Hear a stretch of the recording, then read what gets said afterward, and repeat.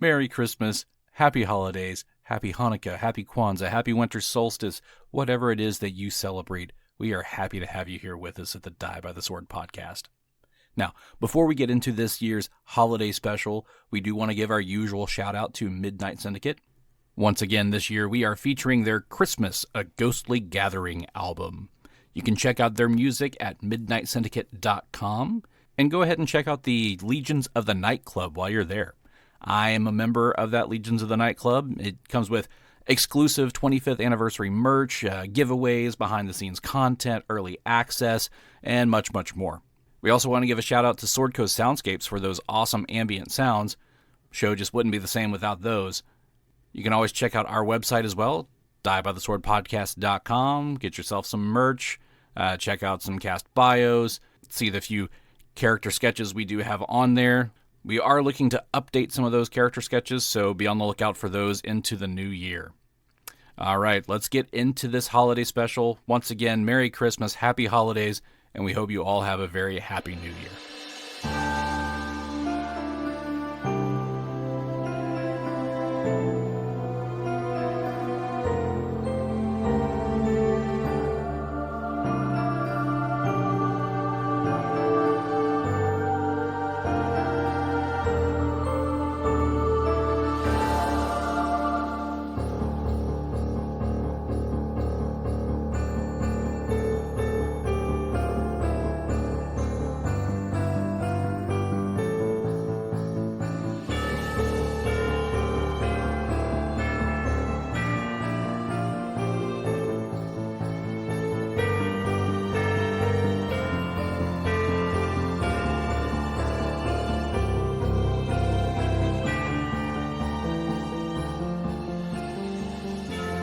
Merry Christmas, everybody.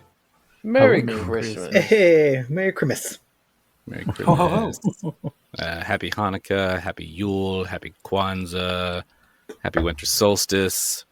What other holidays at this time am I missing? Saturnalia. Yeah, Saturnalia. For the rest of us. I feel like there's got to be more. There's so many holidays at this time of year. True.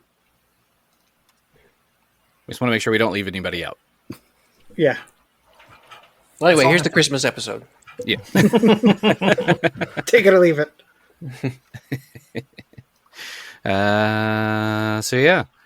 So we're here doing a holiday special like we tend to do. I thought about doing another one of our Death Rental episodes because those have been fun, but decided instead to kind of tease our new show that we've got starting after the new year. Ooh, sounds fun. Mm-hmm. So we've talked a little bit about what we're wanting to do with it. We, amongst us, we haven't talked about it a lot on the show. But we talked about, doing another adventure path or, doing this or doing that. And, we're kind of basing this new show and new game off of a character that was created for when we tried to do Rise of the Runelords before. And we had a lot of fun with that character in person. It was one of our in-person recording sessions. That the audio was lost forever. Yeah, I'm still salty about that. That was a good night. Ooh, it was fun. It was fun. We had a great fun. time. It was good. Lots of potions were had. Mm-hmm. It's probably why the audio was so bad. That could be, yeah. But it was still fun. And we liked that character, and we knew we wanted to bring that character back for something. So we're just basing a new story off of that character. That's kind of what we're doing tonight, too. So this Christmas special will be based off of that character. So how's it feel, Gary, to have a character that you've created that we're basing a whole story around? It's flattering but scary because I'm like, oh man, what if I die? What if I get killed like right off the bat? And that's gonna be fun. Be very short lived, and then I guess his brother comes in, and then I have to pick up the mantle. Hank but yeah, Donato. Yeah, exactly.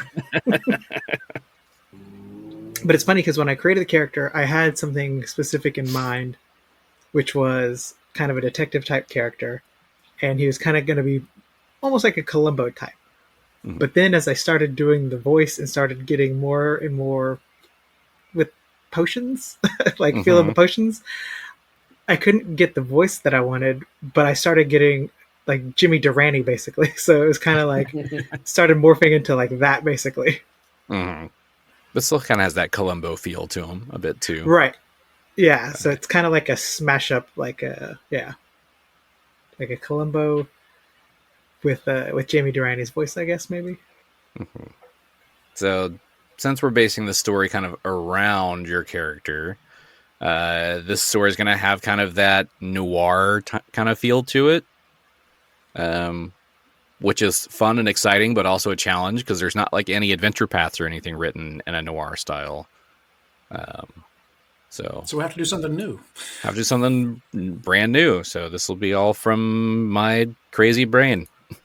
Mostly, I may borrow stuff from other like written modules and books from Adventure Path and stuff, but not doing the whole AP kind of thing. So there may be some of that thrown in there, but a lot of this will be stuff that I just come up with. So hopefully it's good. Yay! It's gonna be fun. I have faith in you. Yeah, you got this. Thanks. Yeah, I do like writing. It's just when you're writing to present to other people, it gets more terrifying. I can definitely see that. So yeah, we know what Gary's character is going to be. What are you other guys playing? Don't everybody jump in at once. Well, I was going to say, I'm going to play his sidekick, kind of like the guy who hangs out at the bar, plays the piano, music.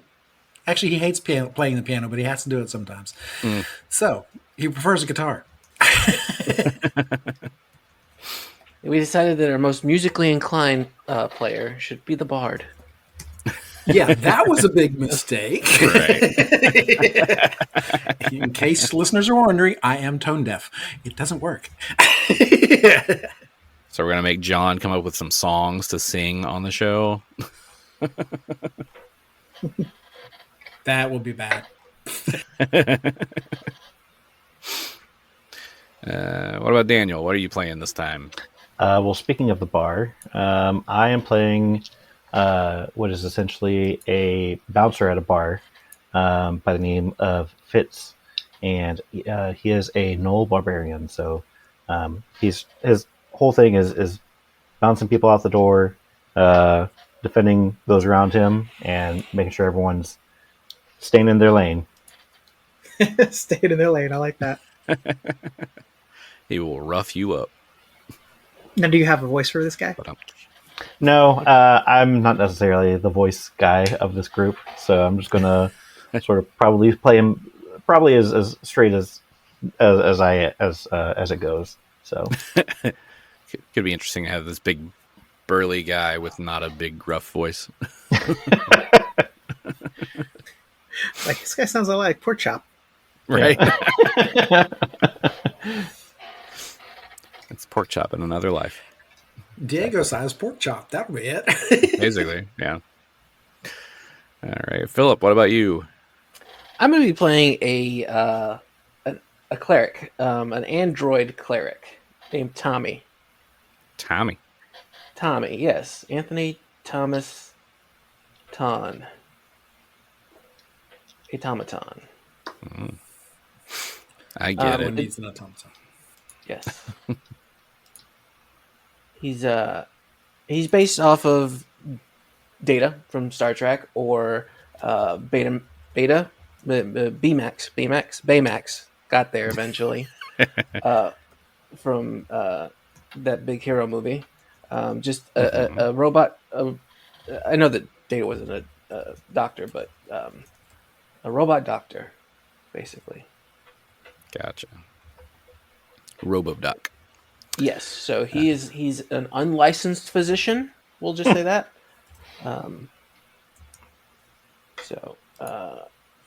He knows what to do. He just doesn't have the paperwork. Exactly. If you've seen Resident Alien, like the alien doctor from that show. Okay. So it should be interesting to see how he does with healing. Yes, and there won't Won't be a voice, but an inflection more. So no funny voice, but an inflection. Got it. Although with this noir style, I feel like you missed out on him being a gunslinger and him being a Tommy gun. Oh, he does have gun feats. Ah, okay. So he's a Tommy gun. Yes. No, he's got some that amateur gunslinger feat. Perfect. Got them gun feet. Got them gun feet. Oh, not just the legs. We're talking about the action, another feet. Okay, cool. Yeah. Yeah, he takes his whole leg off, and it's like a Tommy gun. So it's like the Grindhouse movie. I was just about to say, like Grindhouse. Yes. So throw in some Rose McGowan in there. Mm-hmm. Which, if Rose McGowan, if you're listening, hi. Talked to her at one of the cons that we were at, and she was very intrigued by the show. So I don't know if she's actually listening, but if she is, What, for real? Yeah. I was wearing my Die with a Sword shirt, and she wanted to know more about the show, and so I told her about it and where to find it. She said she would listen. I don't know if she is or if she was just being nice, but either way, it was cool for her to show interest. Wouldn't that be crazy if, like, you saw her do an interview somewhere and she's wearing a Die by the Sword shirt? I know. That would be amazing. All right, Keith, what you doing? What you got for your character this time? Okay, so my character is a gnome oracle, Hexwick Deathchime. And in this setting, I'm going to be kind of an anti-hero gangster, connected to the underworld, so kind of an informant for Frank Donato when he needs it. But in replace of that, Frank doesn't bother me. You know what I mean? Mm-hmm. So he doesn't look too far into my doings. So Try not to bust his balls too much. that's right. So we've got an agreement. So that is mine. And he's kind of with the Oracle. He's doing the kind of dark and scary version of an Oracle. So we'll get to explore that. Necro Oracle. Mm-hmm. It's kind of fun. Kind of a change from some of your characters you've played before. Yeah, I've never really played like an evil, like kind of a darker character. So we'll see how it goes. Mm-hmm.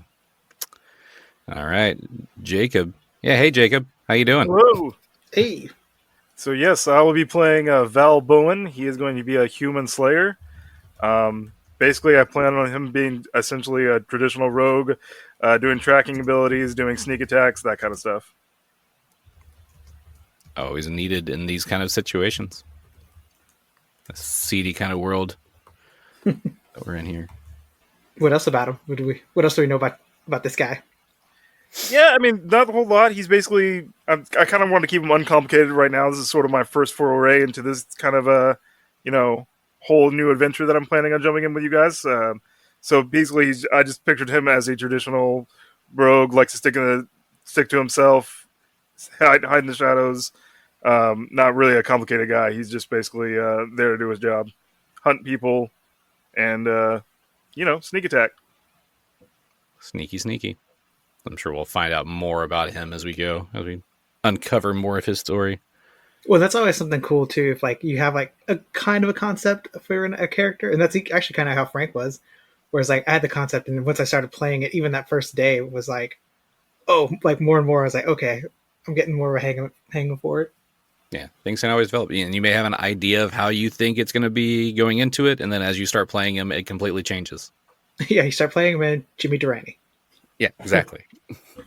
Yeah, just like, creating Plug for the other show. I had him thought out one way of him being this cool, brawler type. And then as we played him, he ended up with multiple personalities. Yeah. I miss Plug. He was fun. Well, he's dead. Moment of silence for Plug. For our boy. Moment of silence for Plug. Spoiler alert. Yeah. Sorry, Rose. Yeah. If you're starting from the beginning. So since we are doing a holiday special, do we want to talk about some of our favorite holiday traditions before we get into everything? Is I mean, tamales and menudo a tradition? I was gonna Yeah. say that's my Yeah. that's my tradition. So Absolutely. you can keep the menudo. But yeah, Christmas Eve is when we celebrate. And then, yes, tamales and opening presents at midnight and la loteria and all of that. See, we only got one present on Christmas Eve, so you had to pick which one you wanted. Yeah, we did. That's what my parents did. It was one present on Christmas Eve. Yeah. And you had to be like, and they were like, but not that one sometimes, because it would be like the big one. Right. Yeah. No. We did that too, but like when we grew up, it morphed into just everything because it was just everything from the extended family. Open it now, and then everyone had their little Christmas Day Christmases where Santa came later. Yeah.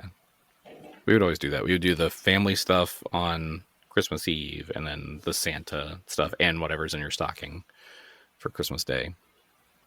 And of course, my sister's a teacher, so she likes to do games and things like that when we do Christmas at her house. So one of my favorites is everyone brings like a $10 to $20 gift, kind of like white elephant type gift. But instead of just doing white elephant, we do the right left game. So you have your gift that you brought in front of you, and she reads a story. And if she says the word left, you pass it to the left. If she says the word right, you pass it to the right. And by the end of the story, you end up with a different gift. Oh, I've never heard of that. That's awesome. Mm-hmm. Yeah. It's a lot of fun. Can be think we kind of played that chaotic in- when it's like right and left, back and forth. We played that in school one time. No, that's grid light, green light. Way too confusing.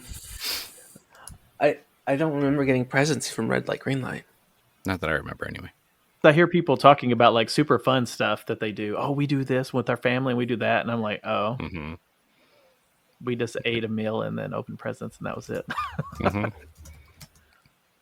Yeah, because you got those people that, we travel to this place every Christmas, or we go do this thing every Christmas. I'm like, yeah, we don't do all of that. Like every once in a while, in like a big year, we might do something fun like that.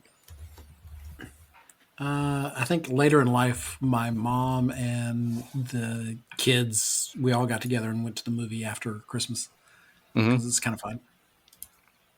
I didn't start doing that until much later in life, because up until I worked at the movie theater, I didn't even know Christmas was a big day for movies. Oh, I know, right? And then I worked at the movie theater. I'm like, holy crap, this is the busiest day of the year. Yeah. Yes. Everybody's here. That and like Chinese food Uh-huh. is like a really big thing to do on Christmas, because like my friend Andrew grew up Jewish, and so like when Christmas would happen, he was like, well, we're obviously not celebrating. Although they would actually do some sort of like small gift exchange on Christmas just to sort of, because tis the season or whatever. But like by and large, it was like, I mean, yeah, but by and large, they would just be like, okay, well, let's go have Chinese food because that's the only place that's open. And then apparently that was what a lot of people were doing, was, they want to go out and eat, and they, Chinese places or Asian themed restaurants were the only places that were open. So We did that one year, yeah. We never did that. But we didn't do a lot of like the traditional Christmas meal. Like we would occasionally do like, Christmas ham or whatever. But then we started doing, let's do, like tamales and enchiladas and things like that. But speaking of holiday traditions, that's kind of the center point of our story for this episode is the winter solstice and a solstice tradition. So we ready to jump into this Christmas special? Oh, I sure. think so. This episode of the Frank Donato Files, The Case of Winter's Light. So this adventure does take place in Magnamar, the sprawling city of vibrant intrigue, seedy docks, political scheming, and magic-infused corruption. The time is midwinter, with snow flurries falling, the air crisp and cold, and the city lit by flickering lanterns and the pale glow of the Silvershine, the magical moonlight reflecting off the bay. The city has been rippled by rumors of smuggling rings, blackmail, and secret plots, and during the winter solstice, a time of strange tides and whispers, the veil between ambition and betrayal feels especially thin. As we pass the bustling streets of Magnamar, we do see a door with frosted glass. The black serif letters on the door read Frank Donato, investigator. Inside, we see a Columbo-type character, rumpled coat, disheveled hair with an unassuming demeanor. He lights a cigarette and opens a lone letter on his desk. As we see all this, we hear Frank's voice. You know, there's a funny thing about this time of year. Folks talk about goodwill and cheer like it's free, but somebody's always paying the price. Magnamar's a city of light and shadow, see? And when the shadows start getting ideas, that light gets mighty dim. Now I got a case for you. This one took place on the winter solstice. It was a case unlike any other I'd worked before. It all started with a letter. A letter about a missing artifact. Not your run-of-the-mill missing artifact, mind you. This one's about the heart of the season. Literally. The letter simply read, Haunt of Winter's Light is gone. Meet me at the Dockside Tavern. Midnight. No signature. Probably smart in this town, but it sounded to me like some no-good moron swiped the heart of Winter's Light, and without it, this city was about to freeze over, in more ways than one. I usually work these cases alone, but I knew this time it was bigger than just me. I needed a team. I need strength, wisdom, healing, street smarts, and a bit of divine intervention to save Magnamar. I gathered a team and told them, you help me crack this, and maybe, just maybe, we can bring back a little warmth to this cold, hard town. So as any good story goes, we met at the tavern at midnight on the winter solstice. Nicely done. Oh, okay. I had to turn my camera off because I was like, I don't know, I can't. Don't look at me. It was good. It was good. So you all agree to meet Frank at the Dockside Tavern. As you all approach one by one, let's describe what your characters look like. So give us a little bit more description of Frank. I mean, you kind of nailed it. Is what I kind of said earlier was he is kind of Columbo adjacent, basically. I have pictured him to look more like Columbo, being a little frumpy, kind of unassuming. He is a human, but he is on the shorter side. Probably about 5'6" or so, 5'5", 5'6", right in there. Just a little bit of a gut, not big, not huge. He can still, run a marathon if you need to, I guess, but he's not real well. But yeah, that's kind of Frank. Gotcha. So marathon runner with a dad bod. Yeah. All right. So do you all approach around the same time, or do you show up kind of like one by one? How do you think you guys would show up? I would show up at the exact moment the clock struck whatever time he told us to meet us there. Right at midnight. It was midnight. Wynn would be running up to the door at about that time saying, oh my God. A little late. Whoops. Fritz is actually on, like, right behind him, being like, "I told you we were going to be late. Why'd you hold us up? God." I think Val would have shown up a little early. He's kind of scoping the place out, and he's skulking in the shadows. Very good. Very good.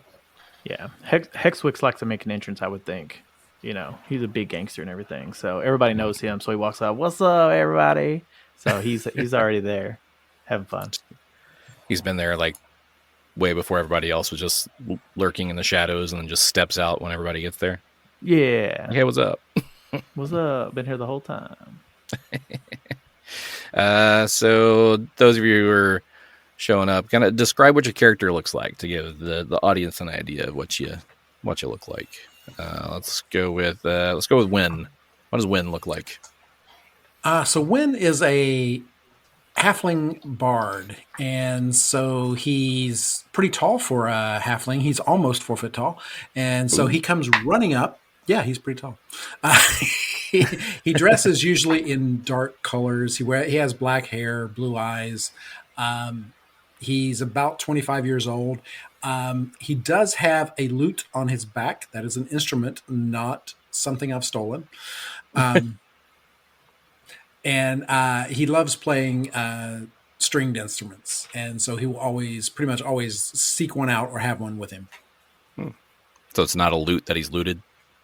No, it's not. Oh, okay. But he wouldn't, he wouldn't disagree with taking something. He's okay with that. Gotcha. Okay. So he might loot a loot later. See. Yay, alliteration. All right. Since you kind of approached at the same time, Fitz, what does Fitz look like? Fitz is pretty much a bipedal German Shepherd. And he sort of wears slacks and like a button-down shirt with like some suspenders going on. And his weapon of choice is a great club, but sort of styled more along the lines of, think of it as like a spiked baseball bat, essentially. All right. Tommy. Tommy, he looks, I would say like, do you guys know Gael Garcia Bernal? He was, have you ever seen the Werewolf by Night? Yes. He was Jack Russell. He was the lead in that. And he's done other Mexican things, Y Tu Mama También, and the Motorcycle Diaries. And but he looks like that, so you have to look him up. He is in a waistcoat with a it's not quite a doctor's coat, a lab coat, but it looks like it, but it's not white. He's doesn't have any weapons that you can see on him, and he just enters a room and just looks and takes in everything around him, like he's learning it for the first time. Is it like visually obvious to people that he's an android? Or so he likes to cover up his markings, but androids do have markings. They have these light tattoo type things that go all over their body, so you'll see them on their heads and their arms and whatnot. So he is clockable as an android, but again, he covers them up as much as he can. Gotcha. What So about like the someone bullets just on like either side passing of him his in the neck? street. Right, and then he hates fire, and he threw a little girl in the lake, I think. Oh, wait, what? Does he really hate fire? Because Wynn has this thing with fire. No. He's fine with fire and whatnot.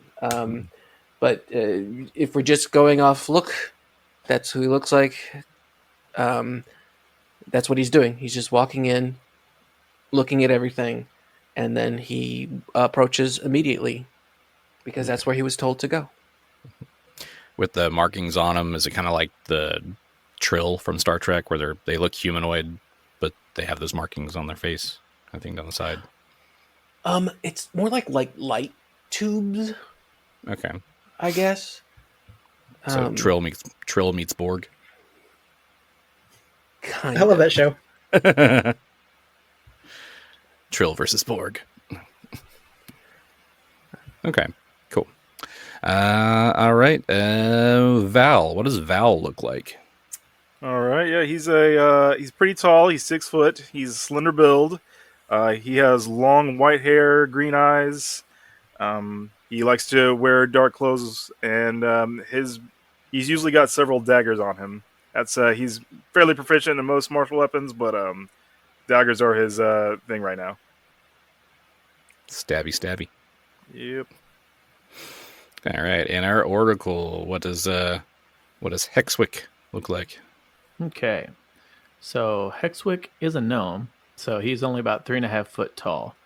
But his demeanor is chest up, demands respect. Like you can tell by his stature or by his positioning that he demands respect, and he'll fight you for it. He's kind of pale. I mean, he doesn't do a lot of the work, right? So he's constantly in the office doing stuff, So he's pale. He's got like really sunken in but green eyes, and he's wearing the gangster stuff. I love like the pinstriped the gangster look with the hat and everything. So we're gonna go with that, with some silver white hair coming out from under it, and he's got a nice beard too. That's like pristine. Very nice. That's Hexwick. All right, so you've all met outside the tavern here. Do you guys discuss anything before going in, or you just head inside to see what's going on? No, in fact, Fitz is very much like, all right, guys, it's time to go. It's time to go. Let's get inside. Let's go. Just Russian people, everybody in. Okay. I'm German shepherding them into this bar. So you're herding everybody. Gotcha. Exactly. He's a working dog. All right. So you do step inside the dockside tavern here. This tavern it's kind of like a dive bar. It's not like the nicest, swankiest place in town. It's not super busy when you go in here at midnight. It's kind of dark, kind of cold. But behind the bar, you do see like an almost 7-foot tall, large muscled gentleman with this well-trimmed beard, buzzed dark hair. Basically, think like the Mountain. Which one? The first one or the second one? Oh, I thought you were going to make like a St. Helens or... Right. Only Mount St. Helens if he blows. Yes. Oh, Vesuvius. He could blow too. Yeah. Ew. You see this guy standing behind the bar, very imposing. It's almost like he doesn't quite fit behind the bar, but he's there. He sees you guys walk in. He notices Frank immediately and just kind of waves you over. What do I know his name? You would know probably from being this. Well, we haven't done a roll yet. Let's do a roll. Do a knowledge local for me if anybody has that. All right. Oh, okay.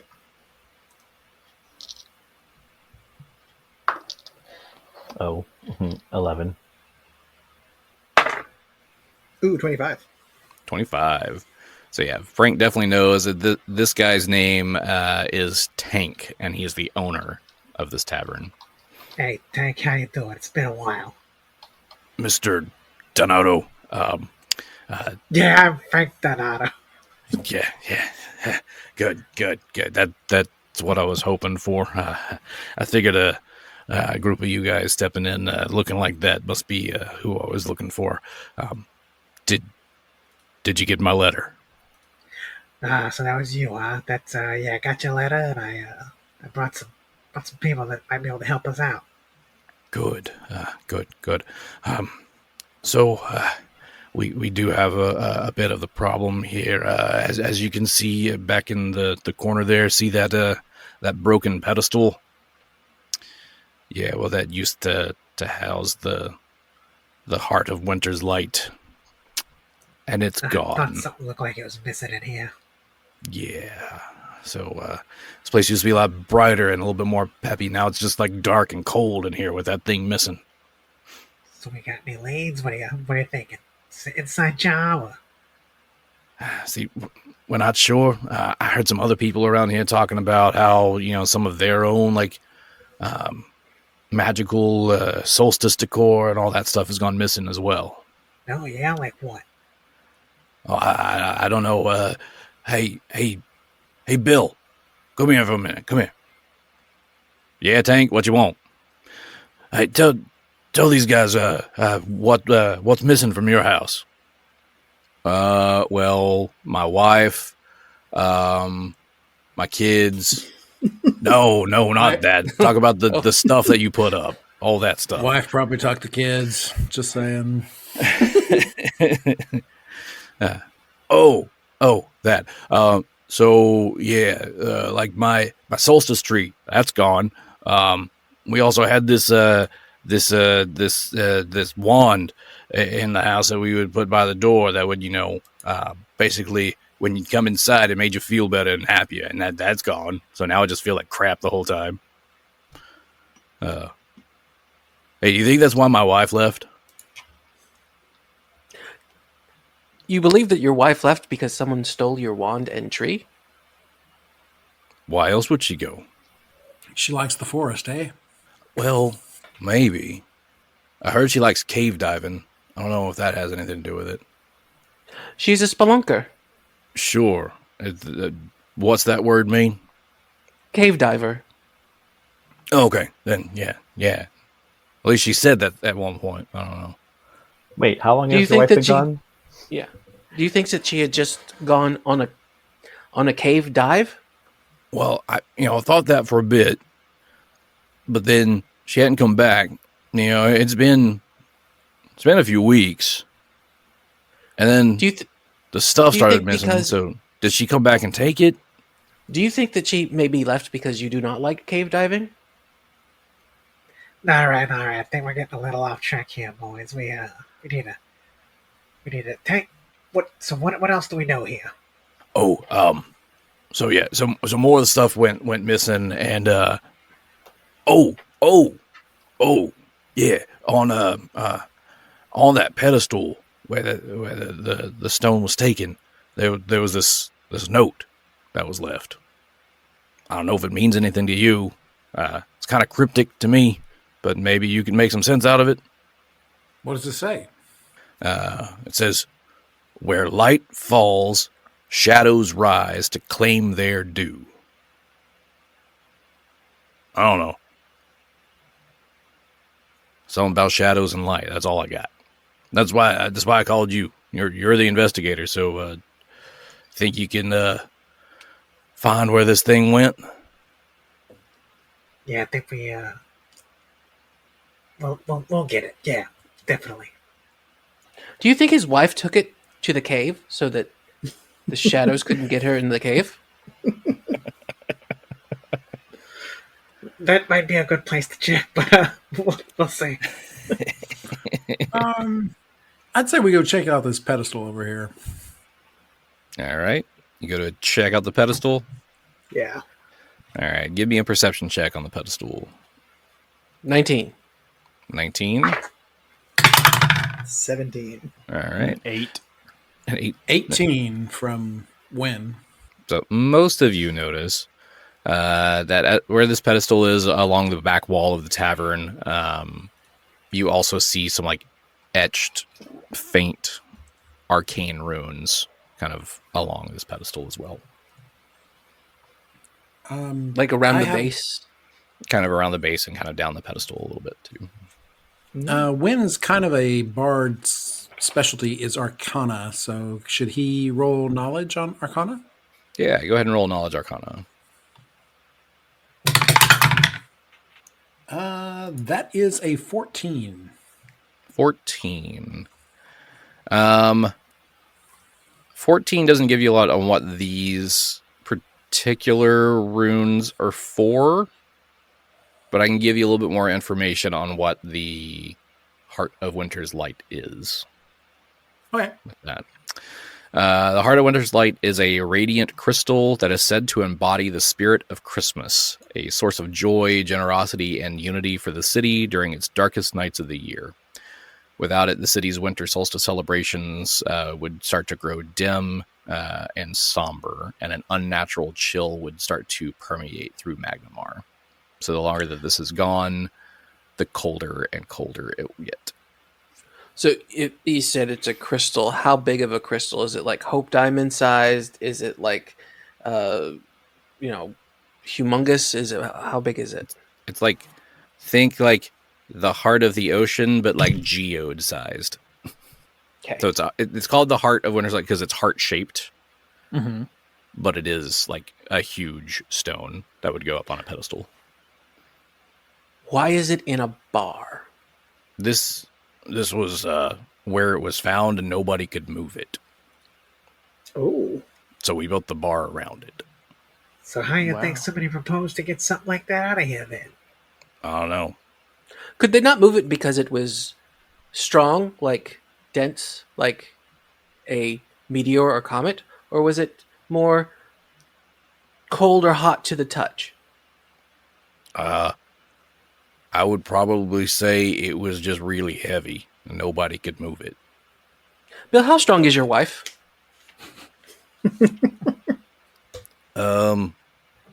Not very. Do you think with the help of your children, she could have carried it away? No. If Tank here can't lift it, I don't think all of them could do it either. Noted. Not in cave. Well, that rules that out. Do you think those them runes there have anything to do? Those weren't there before. Oh. Do we know what language they're in? It's written in magic. So if you have like read magic or knowledge arcana. I got knowledge religion. I thought John, he He didn't roll high enough on it. so it's just like couldn't even read it. Yeah, Basic Wynn only language. got a 14. Yeah. My +5 didn't go that far. None of the mages have read magic? I don't have silence it is prepared. Um, I just have knowledge religion too, so religion. Okay, so it is not enough with the knowledge arcana. I mean, you could, if you really wanted to, you could probably take 20 and just sit here studying these runes for a long time, but it would take like an hour to figure out what's going on if you're doing that. Or if you don't want to do that, Could I detect magic on it? you could. Detecting magic, you would get a very faint aura of magic from the runes. Okay. Like this, whatever spell it was has been cast, and it's you know just what? the Actually, residual magic. I'm used to my character not having a lot of knowledge stuff, but I actually do have some knowledge things. Aha. Also, can I retcon that I had read magic prepared? I mean, sure. So I'm going to roll for knowledge arcane. Oh, 21. 21. You would know that that is a spell to release a locked item. So was so it we have that? here, boys, is a we're dealing with a spell to release it, so it was held down magically. So What would happen you if I did read the magic? Would it tell me the exact same thing? Would it tell me what kind of magic it was? Would it tell me who the caster was? It wouldn't tell Whose you who the handwriting is caster it? was. It would just tell you what the spell was, essentially. in this environment, do we have like spell like message or something that I could like give the description to somebody, one of my flunkies, and ask them to go look in the underground, see if they've heard anything about it?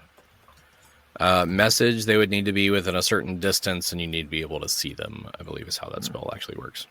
We always get So that one- one wrong. Yeah, because I want to pull out the cell phone and hit up my homie and be like, "Hey, what have you heard about this?" I mean, we don't have cell phones because it's the Right. the noir times. Noir times. Right. Send a telegraph. Yeah, beep beep beep beep beep beep. Pull one out So of my do we pocket. know anybody that? I'll ask Tank if he knows anybody that would be capable of this. Is this a high level magic? Do we know? It is a. It's not super high level. That's not your average Joe. Yeah, it wouldn't be just anybody off the street that could do it. It's an arcane spell with some. You would know it's a conjuration type spell, and they wouldn't know for sure who could do it. I mean, it's Magnamar. People come in and out all the time, so there could be some just very powerful people that come through, but they don't know anyone specific that could potentially do it. So we're looking for a sorcerer or a wizard, though. Potentially. Have you had a sorcerer or wizard come through that really took a liking to your stone? I mean, a lot of people like my stones. You have more than one. Oh, you Wynn mean that says- one? Yes, he does. How many stones do you have? Are they all magic? 2. Some people think they are. I guess it kind of depends. Well, magic is an absolute. It is either there or it is not. Is it there? Oh, it's Not definitely right there. now. But as far as that one that's missing, I mean, there's been some people that come in here. I don't usually ask people, are they wizards or sorcerers or anything like that. I just ask them what drink they want. That is fair. Mm-hmm. Well, who was sitting around this general area at the time that you noticed it missing? Anyone? Well, it kind of went missing overnight when the bar was closed. Oh. So they had to get in somehow. Yeah. Wynn starts looking at windows and doors. Not a lot of windows in here, but there's definitely there's a front door and a back door. Wynn will head towards the back door. Be right back, folks. Yeah. And Hexwick will go to the front door. He never travels alone anyway. So he's going to say that he has some of his people outside the front door. So he gives a description to them and they run off trying to get information to come back later. Okay. So when at the back door, yes, he is.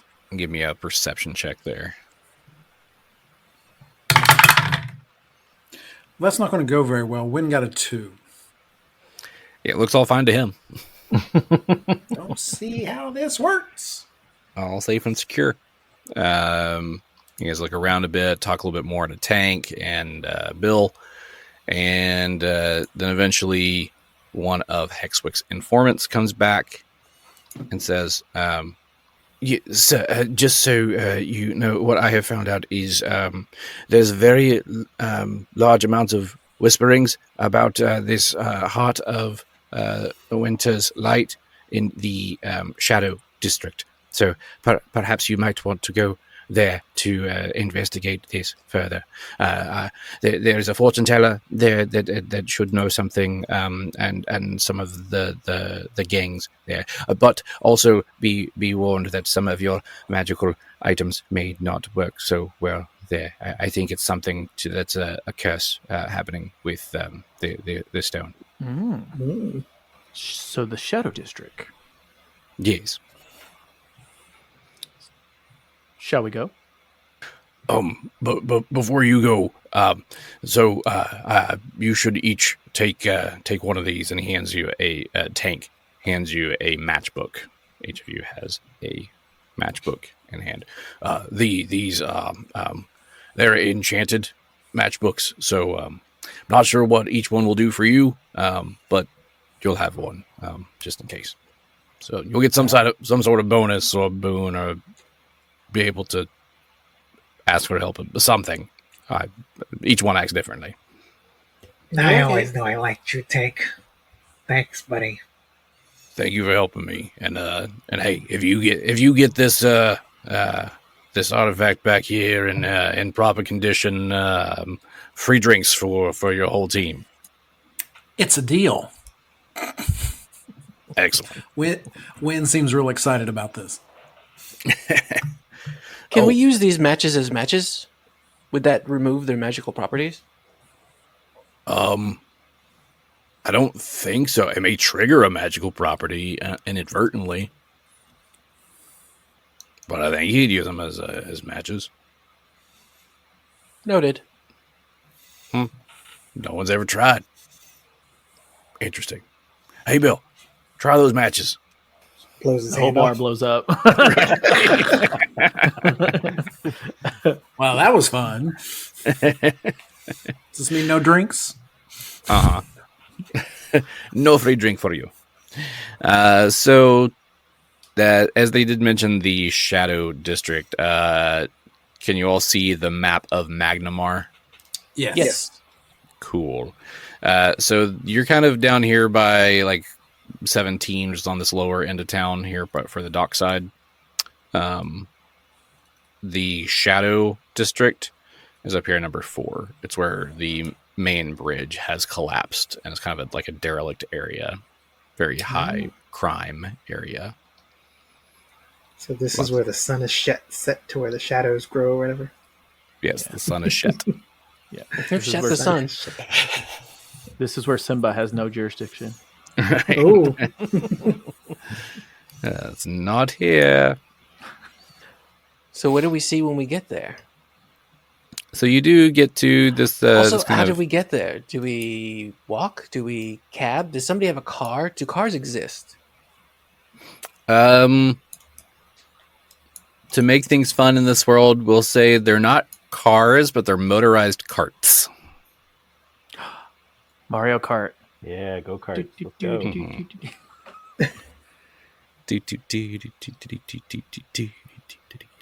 Sweet. So you make it over here to this part of town. I have another map here. It kind of looks like the area of the dockside or this shadow district that you're in. Ooh, it's a boat. Kind of a dock type area. Lots of dock workers over here. I mean, it's a seaside town, so there's pretty much docks all over town. These are where things are kind of smuggled in. That's the kind of area of town you're in. So your informant did tell you about a fortune teller that's down here, Madame Valise, that's her name. So you can try to track down her store. You can try to talk to some of the dockside gangs, dockside workers that are down here. Is it Valise Navidad? Yes. Feliz Navidad. Well, Wynn will try strumming a few chords and walk towards the dock workers and say, "Hey, gentlemen, how's it going?" you slut.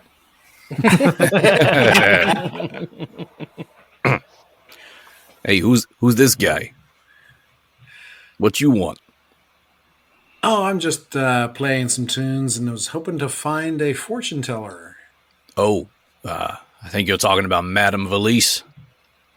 Oh, sounds interesting. What's she like? I mean, she's a fortune teller. She reads like the cards. She does like the whole like crystal ball thing. It's kind of like that's her deal. So where does she hang out? Well, her shop's just on the other side of the dock over there. That building, yeah, that one there in the corner. You see the big symbol, like there's kind of a lit up like palm on the window. Oh, okay, I see. Yeah, that's her shop there. Hmm. We don't get too many new people down here. What business you got with Madame Valise? Oh, I'm just trying to check out the shadows. Is any reaction from them? I mean, he does kind of. He tilts his head a little bit. You mean the Shadow District? I mean, that's what this is here, right? Sure. Or We'll you go talking more? What kind of shadows you talking about? Just exploring, or are you actually looking to see through the veil, so to speak? Definitely would like to see through the veil. Yeah, give me a diplomacy check. That is a 22. 22. All right. So, look, I'm not supposed to tell you all this, but on the other side of the Shadow District, the other side of the bridge, there's a hidden entrance. There's a monument over there to Desna. If you look at the base of that, you find a latch that'll open a hidden entrance. Takes you down into an underground layer of the Ebon Vale. Interesting. Thanks for the tip. I appreciate it. And I toss him a coin as I head towards the palm reader and signal to my friends to head that way. Appreciate doing business with you.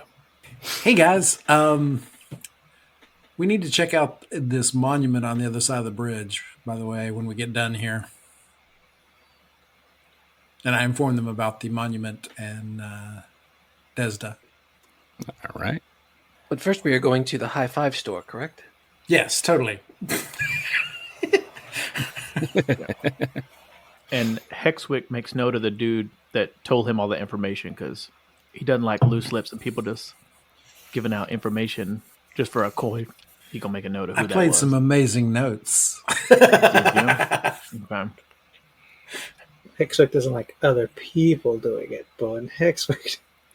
Right. That's my job. We taking my That's right. job. That's his racket. Yeah. Right. It's like a what is it? A Highlander. There can be only one informant. Yeah. Cutting out people's heads. So let's go see the lady. I assume that it was a lady. I don't know why. Madam. It's kind of a Right. good Yes. reason for that. Yeah. So you go to Madame Valise's shop. You open the door. It looks like your typical fortune teller shop. There's, crystals everywhere. There's the table set up with the tablecloth and the crystal ball and the tray on the side where you would sit, for your donation. And this little old woman who, she has her eyes closed.